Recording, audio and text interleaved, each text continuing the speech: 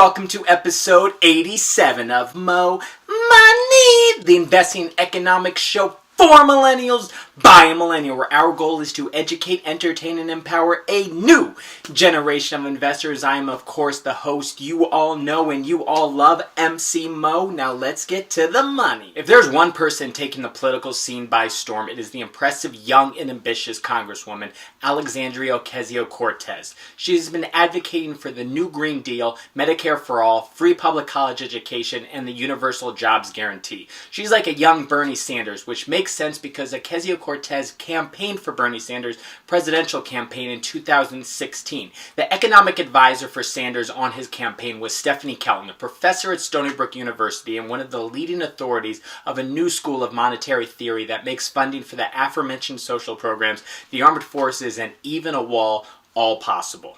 So this brings us to this week's topic, modern monetary theory, or MMT for short. This theory answers the question of how are we going to pay for insert government program? The answer is simple. The federal government will simply create more money out of thin air, and ta-da! It's that simple. Since most of the money in the world is digital, it is not difficult for the federal government to go on the computer and just type in some ones and zeros where needed. If the government needs more money for healthcare, then it can simply have the central bank create the money. If the government needs money to start another war, kaboom! They can get the money. If this sounds too easy, if this sounds too good to be true, if it sounds like there must be a catch, I assure you that, well, technically it's still just a theory, but for the most part, there is not. Up until 1971, paper money was given value by a certain amount of gold in vaults. This was called the gold standard, but this restricted the ability of government to spend money because they could only spend as much money as there was gold. So Nixon got rid of the gold standard, freeing government spending from the restraints of the gold standard.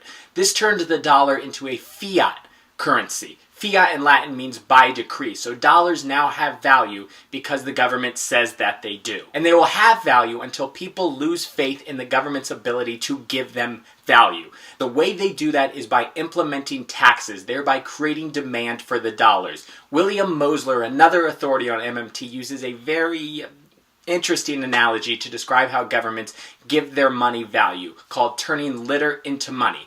I'll paraphrase what he says. I'm in a room with 20 people. I pick up some paper off the floor and say, who wants this paper? Nobody.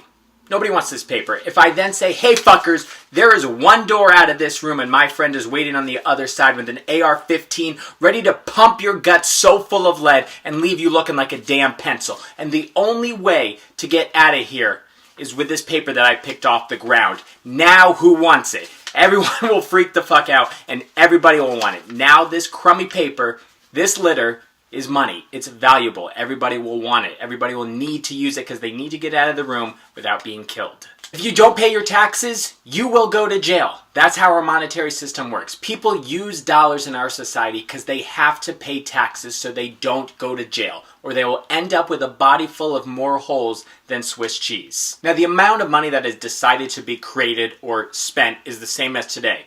The government has to create a budget.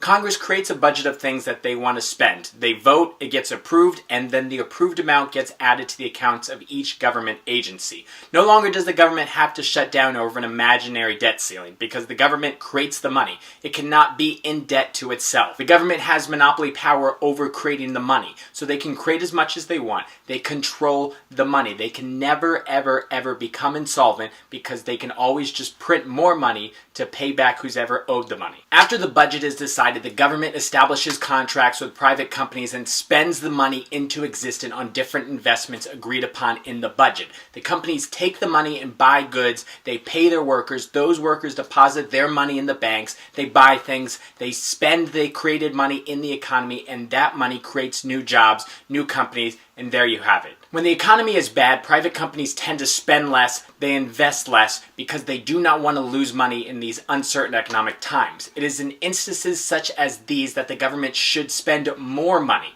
It was common for people to say in bad times government should spend less and save money, like they say to Greece or Puerto Rico. When the economy is good, the government may spend less and let private companies do most of the spending and investing on projects. This is why in MMT the government budget deficit is not an issue. It's not even a real deficit. It's simply stating that the government spent more in a given year than it took in as taxes, which is not a bad thing because the private sector now has more money, a surplus, to create jobs, increase wages, etc. The main fear of all economists, politicians, policymakers is inflation, the fear of rising prices due to an excess amount of money in the economy. If government can spend and create money without restriction, how can it prevent inflation? And the answer to that is taxes. It will be the job of Congress to keep inflation in check by adjusting taxes when inflation is rising and the economy is perhaps growing too fast.